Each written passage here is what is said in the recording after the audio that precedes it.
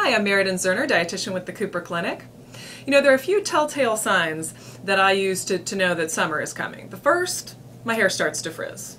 The second, I break out in that light sweat in just that short walk from the office to the car. And then third, when I'm walking my dog in the evening, there is that wonderful aroma of grilling dinner. So wafting through the neighborhood, I can smell the burgers or the steaks or whatever tasty thing my neighbors are cooking up. And that's how I know it's summer. Well, here at Cooper, we really want to look at healthy grilling options. And so would love to give you a few ideas, some things for your consideration today.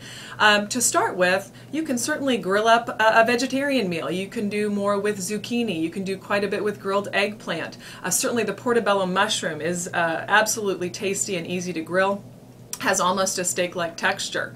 You want to be sure when you're grilling, though, that you use an oil that's designed for high heat. So this is a spray for the grill, and it will say on it high heat. Now, olive oil, while it's a healthy oil, is not designed necessarily for high heat. So you want to make sure that you look for one that makes the most sense.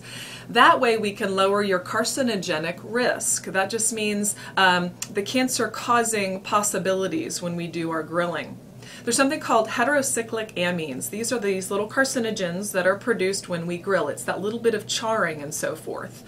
We can absolutely reduce that, and I mean definitively. We can reduce those by 70% by simply marinating your meat. So marinate your meat, 2 to 3 hours. You can do that with kind of a traditional, maybe store-bought marinade. You can make one of your own that might even be lower in sodium, but you can reduce that carcinogenic potential by 70%.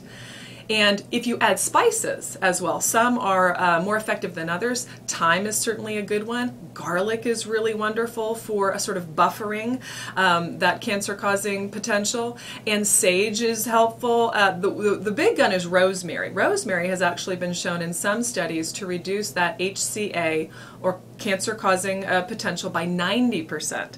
So I just feel like, if we had the best of both worlds, let's use the marinade and the spices. And now we have a tender entree that's healthy, good for you, and in line with our cancer reducing efforts.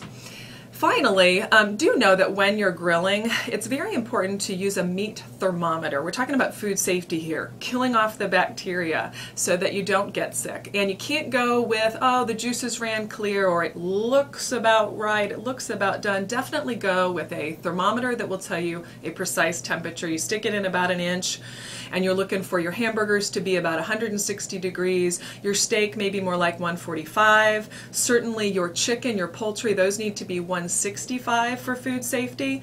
So the best investment this summer for your grill would be a food thermometer that you can place right nearby, and then wash it off and get it ready for the next day's use. Last but not least, we have to discuss portion size, because even though it's a healthy grilling option, this is still your portion of a burger. That's about 3 ounces.